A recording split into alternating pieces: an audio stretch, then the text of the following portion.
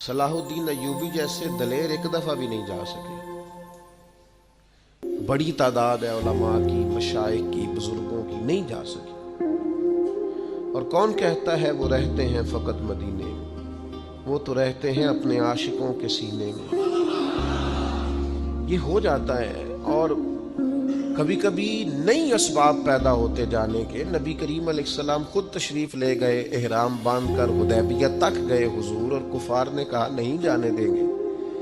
1400-1500 सहाबा बंधे हुए एहराम खोलकर वापस लौट आए और हुजूर ने फरमाया अल्लाह असबाब बनाएगा, इंशाल्लाह दोबारा जाएंगे। कुछ जरूरी नहीं होता कि हर दफा ही फेरा लगे और हर दफा ही चक्कर बने, वहां हाजिरी हो ना हो।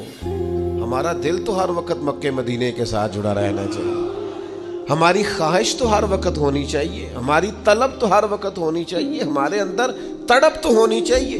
वो जो हदीस पाक में फरमाया कयामत वाले दिन कुछ लोगों ने हज नहीं किया होगा, उसकी बरकत से ही अल्लाह ताला उन्हें जन्नत अता करेगा। किया नहीं है पर अब फरमाएगा जाओ तुम्हें हज की बरकत से जन्नत दी, तो वो अर्ज करेंगे मालिक हम तो जा ही नहीं सके। तो अल्लाह फरमाएगा जब हाजी जाते थे दिल तो तड़पता था ना, दिल तड़पता था ना, तो उस तड़प पर ही तुम्हें अजर दे दिया। तो याद रखने की बात यह है कि वहां का प्यार अपने सीने में पैदा किया जाए, मोहब्बत पैदा की जाए।